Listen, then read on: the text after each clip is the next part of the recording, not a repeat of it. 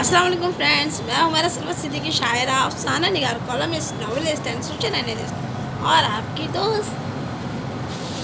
आज की जो हमारी नशिस्त है वो शुरू होगी मेरी शायरी से।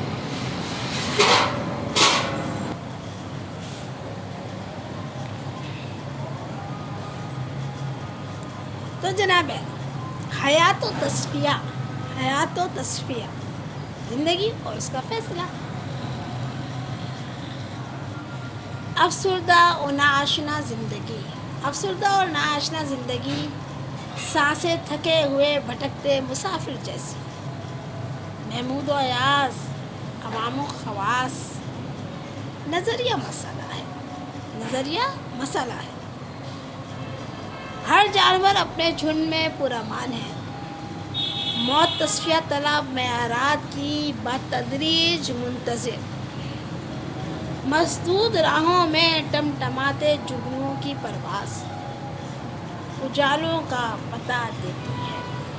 जी, तो क्या आपकी ज़िंदगी में उजालों का पता देने वाले मसदूद रास्तों पर टमटमाते जुगनू मौजूद हैं? सवाल ये पैदा होता है। मैं दुआ गो हूँ कि जुगनू हमेशा आपकी ज़िंदगी में मौजूद रहें। अब जनाब आले, जैसे कि आप जानते हैं कि मैं अहद हाजिर पे लिखने वाली, अहद हाजिर पे मेरे अफसाने, अहद हाजिर पे मेरा नावल और अहद हाजिर पे मेरी शायरी और अहद हाजिर पे एजुकेट करते मेरे व्लॉग्स।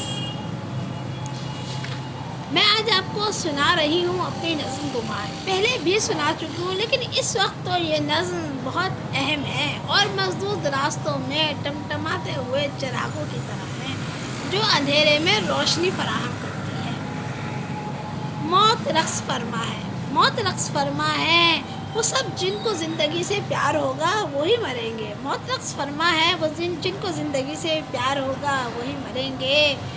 और इस रक़्स बिस्मिल के खेल में तुम्हें अगर यकीन हो रब पर तो जान लो कि गुमा में हो तुम अपने रब की, तो जान लो कि अमा में हो तुम अपने रब की। अगर गुमा में खुदा रहेगा तो तुम रहोगे।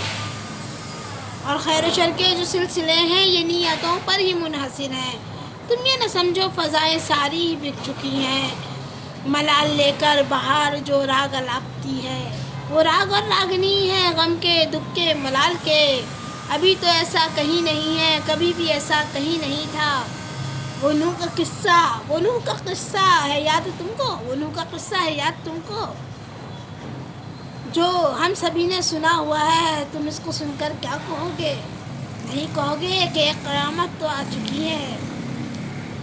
मगर कुछ इसमें जो बच रहे हैं वो नूह कश्ती के सब मुसाफिर। मगर वो बुढ़िया जो पूछती थी ए नूह कहाँ है तूफ़ान रब का, तो नूह बुढ़िया को देखते थे और कह रहे थे वो तूफ़ान आकर भी जा चुका है, तो याद रखो वो तूफ़ान आकर भी जा चुका है। अगर ज़मीन को पलटते देखा है कहीं पे तो याद रखो इसी ज़मीन पर तुम चल रहे हो, मैं चल रही हूँ, हम चल रहे हैं। और यकीन महकम संभाल रखो, तुम रब से अच्छा गुमान रखो। जी जनाब आली, तो आप जानते हैं कि पाकिस्तान जो है वो सैलाब की ज़द में है। पाकिस्तान से अगर हुकूमत वक्त इस सैलाब से निमट भी लेती है तो हम कहाँ खड़े हैं? सवाल ये पैदा होता है कि हम कहाँ खड़े हैं। आइए मैं आपको बता देती हूँ कि हम कहाँ खड़े हैं। फसलें जो है वो बर्बाद हो चुकी हैं और सिंध में क्या होगा ये अभी किसी को नहीं मालूम। अगरचे बहुत सारे चैनल्स इस बारे में हमें बहुत अच्छी आगाही फराहम कर चुके हैं और वो हमें किसी किस्म की उम्मीद नहीं दिलाते और वो हमें बताते हैं कि अगर आप इस वक्त सिंध में मौजूद हैं तो आप याद रखें कि एक क़यामत है जो आने वाली है और एक क़यामत है जो आ चुकी है। اور وہ پھر ہمیں یاد دلاتے ہیں قرآن کریم میں. اگر آپ نے حضرت نوح علیہ السلام کے بارے میں سورہ نوح اگر آپ نے پڑھی ہو ترجمے کے ساتھ تو پھر آپ کو یہ قیامت وہ قیامت نہیں لگے گی، اور پھر اللہ پر آپ کا بھروسہ اور یقین پختہ ہو جائے گا، اور وہ رزق جو اللہ نے آپ کے لیے لکھ دیا ہے وہ آپ کو مل کر ہی رہے گا. اور دوسری بات کہ وہ رزق جو آپ کے حصے میں لکھا ہی نہیں گیا، تو آپ سوچئے کہ اگر آپ کو وہ بھی مل جائے تو اس کے کیا راستے ہیں. تو میں آپ کو بتاتی ہوں اس کے کیا راستے ہیں. اگر ہم اپنے حصے میں کسی کو رزق دیتے ہیں، اگر ہم اپنے حصے میں سے کسی کو رزق دے دیتے ہیں تو پھر اللہ تعالیٰ ہمارا رزق بڑھا دیتے ہیں، اور لوگوں کا رزق جو ہے ہمارے پاس بھیجتے ہیں. کیونکہ ہماری ایک عادت ہوتی ہے کہ ہمیں جو اللہ تعالیٰ جو اپنی نعمتیں دیتا ہے وہ ہم اس کو بانٹ کر استعمال کرتے ہیں. اس سلسلے میں ایک کہانی مجھے یاد آ گئی ہے، وہ کہانی بھی سناتی چلوں. تو وہ کہانی جناب علی یہ ہے، یہ ہوتی ہیں حکایتیں ہوتی ہیں جو سبق آموز ہوتی ہیں. کہتے ہیں کہ ایک آدمی جو ہے وہ بھوکا رہتا تھا، اور پھر بھوک کا یہ عالم تھا کہ وہ مانگ تانگ کر جو ہے گزارات کرتا تھا، لیکن مانگنے پر بھی اتنا رزق اس کو نہیں ملتا تھا کہ وہ پیٹ بھر کھانا کھا سکے. لوگ اپنی استطاعت کے مطابق رب کریم کا جو حکم ہوتا ہے تو اس کو وہ مل جایا کرتا تھا بھیک میں، لیکن وہ پیٹ بھر کھانا نہیں کھاتا تھا. پھر ایک دن اس نے اللہ سے عرض کی کہ یا اللہ، میرے نصیب میں جتنا بھی رزق ہے تو مجھے آج ہی دے دے. اور پھر پتہ چلا کہ 3 بگیاں کہتے ہیں گھوڑا گاڑی کا جو پچھلا حصہ ہوتا ہے جس میں کہ ہم سفر کرتے ہیں اس کو کہتے ہیں بگی. تو پھر 3 بگیاں جو ہے اس میں جو ہے وہ سامان آیا، اس کا رزق آیا. اس نے پیٹ بھر کے کھانا کھایا، اور باقی سارا اس نے اللہ کے نام پر جو ہے وہ خلق خدا میں بانٹ دیا. اب اس کے حصے کا رزق تو چلا گیا تھا، اس نے ایک بار منگوا لیا تھا، لیکن پھر اس رزق کا سلسلہ شروع ہو گیا، اور وہ روزانہ جو ہے رزق آتا تھا، اور وہ پیٹ بھر کھانا کھاتا تھا، اور باقی سارا رزق وہ بانٹ دیا کرتا تھا اللہ کے نام پر.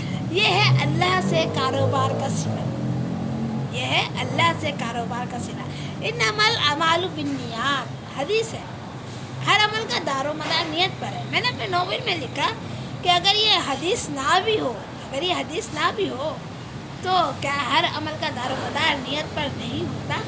آپ کسی ملحد سے پوچھیں تو وہ بھی کہے گا کہ ہر عمل کا دار و مدار نیت پر ہوتا ہے. اور حدیث کی سچائی یہی ہوتی ہے کہ حدیث جو ہے کبھی بھی نفسیاتی طور پہ معاشرتی احوال جو بیان کرتی ہے یا جو آپ کو بتاتی ہے یا جو احکامات رائج کرتی ہے وہ ہیومن رائٹس کے تحت جو ہے وہ صحیح ہوتے ہیں.